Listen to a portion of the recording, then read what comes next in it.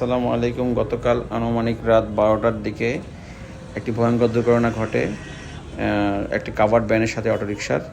আর সেখানেই সাথে সাথে অটোরিকশা চালক এবং যাত্রী নিহত হয়। কাভার্ড ভ্যানটি পালিয়ে যায়।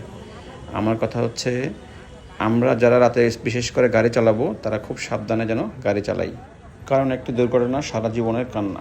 তবে দুজন মারা যাওয়ার কথা শুনলেও ঘটনাস্থলে যায় দেখি একটি লাশ, বাকি জনটা পাইনি। আর হ্যাঁ, একজন প্রত্যক্ষদর্শী থেকে বাকি ঘটনা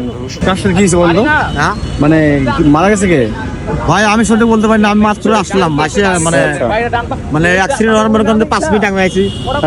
সব মানে সামনে পড়ে রয়েছে। আমি মনে করি এত লাস্টে ঘটনা কি, লোক নাই, কেউ নাই, মানে এদিক সব লোক দাঁড়া রয়েছে, এদিক দাঁড়া রয়েছে।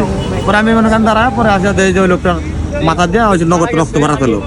পরে শোনার পরে লোকটা কাভার ভ্যান মারছে, মারি দিয়ে পার উপর দিয়ে আমার চাক্কা নিয়ে চলে গেছে। গাড়ি মানে কাভার্ড ভ্যানের সাথে হয়েছে না? জি, আচ্ছা আচ্ছা, মানে গাড়ি মারার পর উনি পড়ে গেছে, গাড়ি নিচে উনি পার উপর দিয়ে চালায় চলে গেছে। পরে যে কিছু লোক আইসে আসে বলে দেখছে, ধারণা করছেন যে এটা একটা মানে রিক্সা চালক, অটো